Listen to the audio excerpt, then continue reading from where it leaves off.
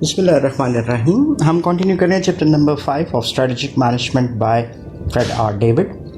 अभी हम बात करेंगे माइकल पोर्टर्स जेनेरिक स्ट्रैटेजीज़ के ऊपर। कम्पिटिटिव स्ट्रैटेजीज़ के हवाले से Michael Porter have a distinctive name in business industry as well. So Michael Porter ने जेनेरिक स्ट्रैटेजीज़ जो दी वो बेस करती थी तीन डिफरेंट एस्पेक्ट्स के ऊपर, कॉस्ट लीडरशिप के ऊपर, डिफरेंशिएशन के ऊपर और फोकस स्ट्रैटेजीज़ के। सो जेनेरिकली हम इसको तीन स्ट्रैटेजीज समझते हैं, कॉस्ट लीडरशिप, डिफरेंशिएशन और फोकस। और अगर हम डिफरेंट कॉन्टेक्स्ट को मिलाएं तो पहली स्ट्रैटेजी कॉस्ट लीडरशिप आती है, दूसरी स्ट्रैटेजी आती है डिफरेंशिएशन की बेस के ऊपर, और देन तीसरी स्ट्रेटजी आती है that is based upon focus. और इस फोकस में फिर हम दो किस्म के फोकस की तरफ जाते हैं, कॉस्ट फोकस और फिर डिफरेंशिएशन फोकस। तो ये 5 स्ट्रेटजीज़ आपके सामने बनती हैं। इन रिसेंट टाइम्स और रिसेंट स्टडीज़ में इसको थोड़ा सा डिफरेंट अंदाज में भी पेश किया जाता रहा। सो this is one old version which is more acceptable और अंडरस्टैंडेबल भी है। लेकिन अभी हम टेक्स्ट के मुताबिक इन स्ट्रैटेजीज़ को देखते हैं जहाँ पे वो कॉस्ट लीडरशिप और डिफरेंशिएशन और फोकस को किस अंदाज में एक्सप्लेन करता है। So let's start. Porters 5 generic strategies हमें पहले अंडरस्टैंड करते हैं इसको कि हमारे पास टोटल 5 टाइप्स ऑफ स्ट्रैटेजीज़ नज़र आ रही हैं। टाइप 1 कॉस्ट लीडरशिप, टाइप 2 भी कॉस्ट लीडरशिप, टाइप 3 डिफरेंशिएशन और टाइप 4 फोकस और टाइप 5 भी फोकस। सो कॉस्ट लीडरशिप में टाइप 1 लो कॉस्ट के हवाले से आता है और कॉस्ट लीडरशिप में टाइप 2 बेस्ट वैल्यू के हिसाब से आता है, और देन फोकस में देन लो कॉस्ट और बेस्ट वैल्यू दोनों चीज़ें हम इंट्रोड्यूस कर सकते हैं। सो यहाँ पर हमें ये जो एक बेसिकली मॉडल नज़र आ रहा है स्ट्रैटेजीज़ के हवाले से, अगर हम इसको अंडरस्टैंड करना चाहें तो हमारे पास 2 एक्सेस हैं। ये जो हमारे पास एक्सेस आ रहा है इसको हम बेसिकली अंडरस्टैंड करते हैं एक्स एक्सेस के हवाले से, और ये हमारे पास है जी वाई एक्सेस। वाई एक्सिस के ऊपर साइज ऑफ द मार्केट है हमारे सामने, और ये स्मॉल है और लार्ज है। देन एक्स एक्सिस के ऊपर हमारे पास 3 बेसिक जो उसकी स्ट्रैटेजीज जेनेरिक थी, कॉस्ट लीडरशिप, डिफरेंशिएशन और फोकस आ जाते हैं। सो इस मॉडल से अगर हम अंडरस्टैंड करना चाहें तो cost leadership is applied into a large market size, जहाँ पे टाइप 1 और टाइप 2 दोनों को आप अप्लाई करते हैं, जबकि कॉस्ट लीडरशिप स्मॉल लेवल के ऊपर, स्मॉल मार्केट के ऊपर अप्लाई होती हुई नज़र नहीं आती।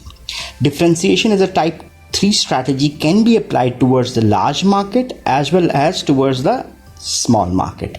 And then focus में अगर हम बात करते हैं तो we do not concentrate upon a large market but we can concentrate upon a small market, जिसमें हम type 4 और type 5 दोनों यानी low cost और best value दोनों strategies को आप शामिल करते हुए नज़र आते हैं। सो अभी देखते हैं माइकल पोर्टर्स की जेनेरिक स्ट्रैटेजीज और उसके हवाले से कुछ टेक्स्ट को भी। So cost leadership basically is a strategy जो क्या करती है, एम्फसाइज करती है producing standardised products at a very low per unit cost for consumers who are price sensitive. So basically इसका एम्फेसिस किसकी तरफ चला गया, it's a low cost strategy, और हम कोशिश करते हैं कि हम लो कॉस्ट रखें as per unit of production, so this will lead us to charge a low price in the market. So low cost, low price because the market is very large, तो हम large market share लेना चाहते हैं। So this is basically focused upon a large share of a large market.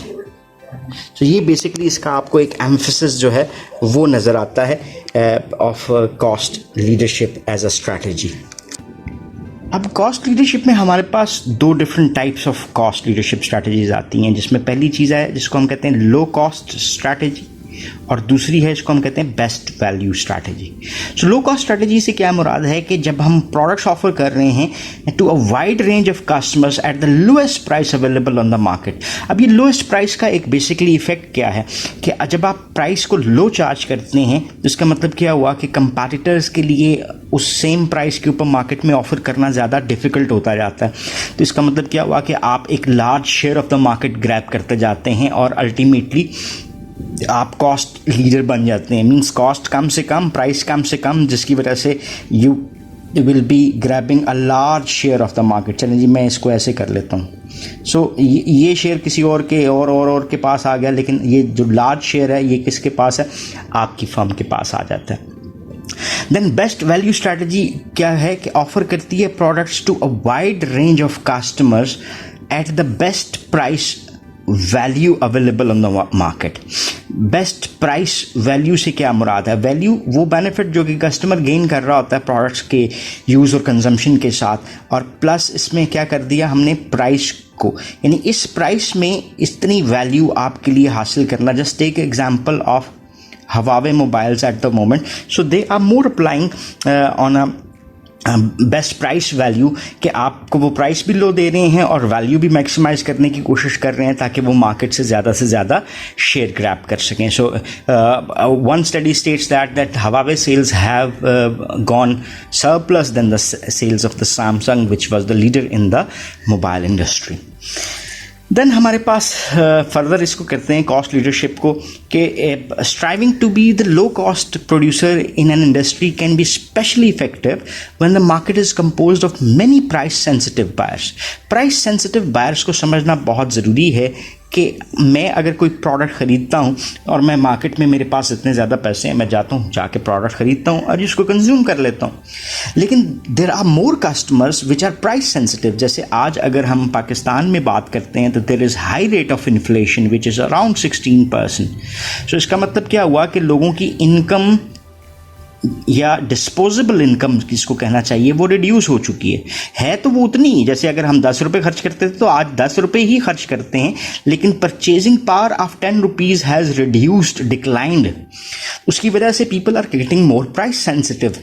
So if there are more price sensitive buyers in the market, तो cost leadership strategy के effective होने के chances बहुत बढ़ जाते हैं। So when there are few ways to achieve product differentiation, when buyers do not care much about differences from brand to brand, or when there are a large number of buyers with significant bargaining powers, दो चीज़ों के ऊपर बात हम करने जा रहे हैं कि जो कस्टमर्स हैं, कंज्यूमर्स हैं, वो डिफ्रेंसिएशन के ऊपर इतनी तवज्जो नहीं देते जो ब्रांड टू ब्रांड आपको नज़र आ रही होती है।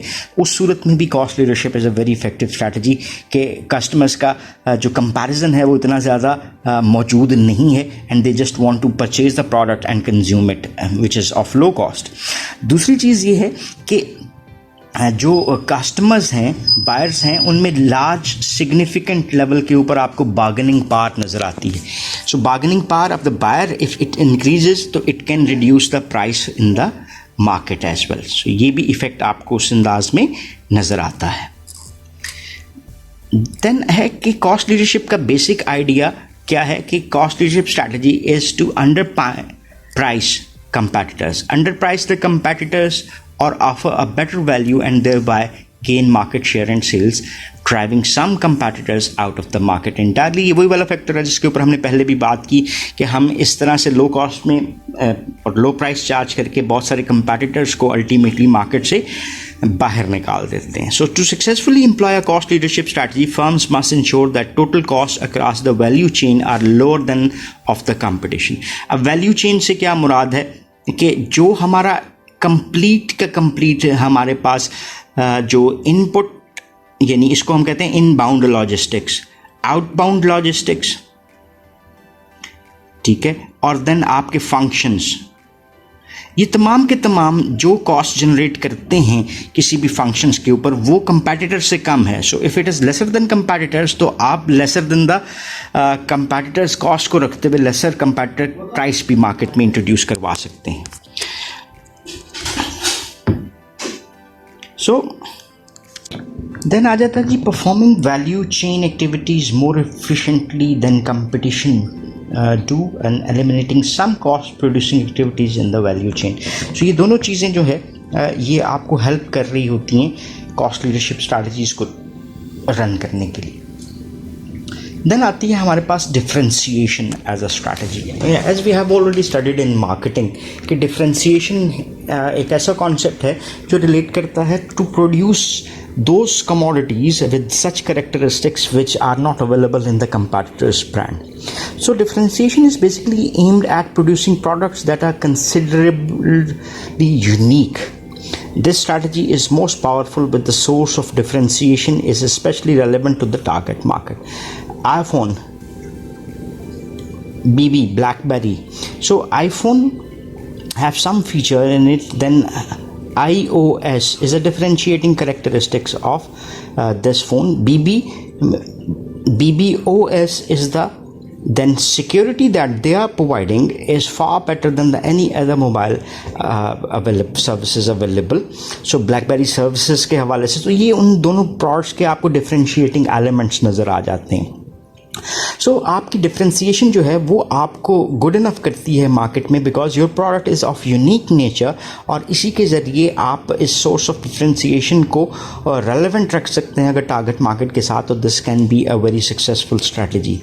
इसके कुछ आपको बेसिक पैरामीटर्स नज़र आते हैं कि successful differentiation strategy allows a firm to charge higher prices for its products to gain customer loyalty, because consumers may become strongly attached to the differentiation features.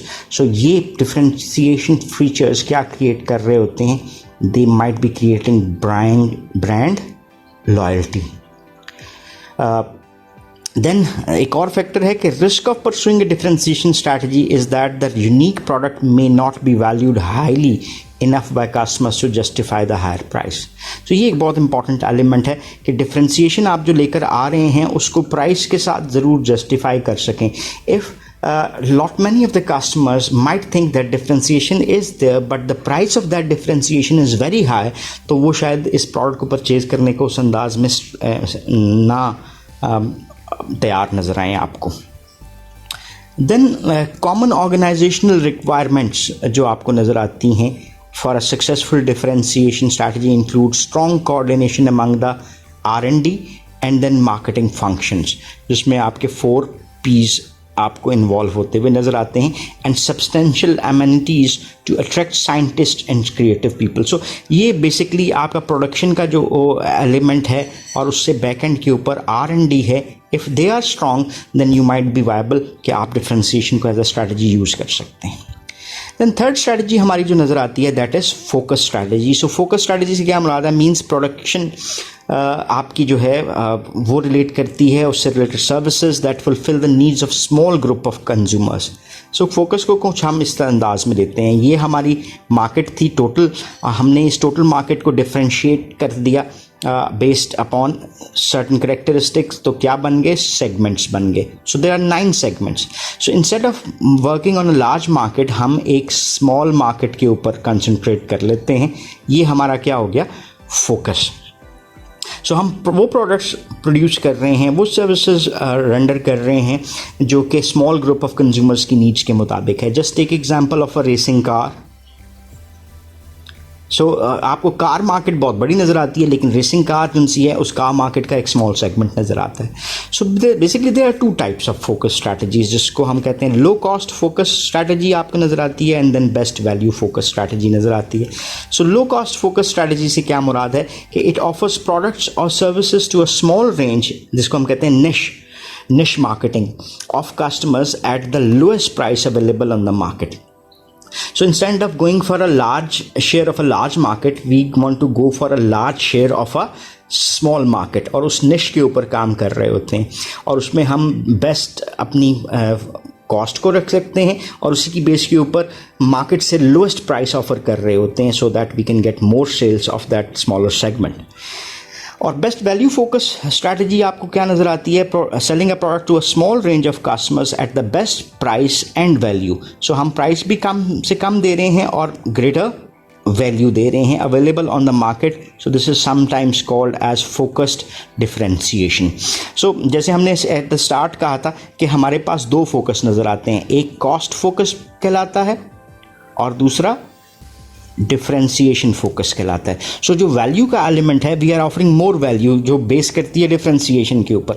जब एक स्मॉल मार्केट में आप cost की base पे cell कर रहे हो तो कॉस्ट फोकस, जब आप उस प्राइस के साथ आप डिफरेंशिएटिंग के एलिमेंट्स को भी शामिल करते हुए अपनी प्राइसिंग को सेट कर रहे हो और उस स्मॉल मार्केट से लार्ज शेयर की कोशिश कर रहे हो, तो वो डिफरेंशिएशन फोकस कहलाता है. फोकस के हवाले से कब इफेक्टिव होती हैं? They are more effective when the niche is profitable and growing, when industry leaders are uninterested in the niche. पहले इस एलिमेंट तक यहाँ तक रखते हैं। पहली चीज़ क्या आ गई कि जो निश यानी स्मॉलर सेगमेंट जो आपने लिया है वो क्या है, वो प्रॉफिटेबल है, और सेकंड एस्पेक्ट उसका वो ग्रो भी कर रहा है। तीसरी चीज़ कि concentration of the competitors is not there. So आपके कंपेटिटर्स उस तरह से उसको कंसंट्रेट नहीं कर रहे। So when industry leaders feel pursuing the niche is too costly और difficult, when the industry offers several niches and when there is little competition in the niche segment. So ये other आगे जब industry leaders जो हैं वो समझते हैं कि जी इस निश के ऊपर हमने जब काम करना है तो बहुत डिफ़िकल्ट हो जाएगा, ठीक है, वो कॉस्टली भी होगा, और एट टाइम्स आपके पास फॉर इंस्टेंस अगर ये टोटल इंडस्ट्री है और ये उसकी सेगमेंट्स हैं तो ये भी निश है, ये भी निश है, ये भी निश है। So there are too many niches involve in a larger market. और जब आपको कंपटीशन इतना ज़्यादा नज़र नहीं आ रहा होता निश सेगमेंट्स में, तो यू माइट बी एबल कि आप उस मार्केट को ज़्यादा बेहतर अंदाज में कैप्चर कर सकते हैं। So this is one very important strategy जिसमें हमने माइकल पॉटर को देखा, और माइकल पॉटर की कंट्रीब्यूशन आपको इसके हवाले से बहुत ज़्यादा नज़र आती है। So that's all about Michael Porter's 5 generic strategies which are used for the competition in the market. If you still have any questions or queries, so you can ask in the comment section and we definitely would love to answer those. So thank you very much for watching this video. Have a nice time. Allah Hafiz.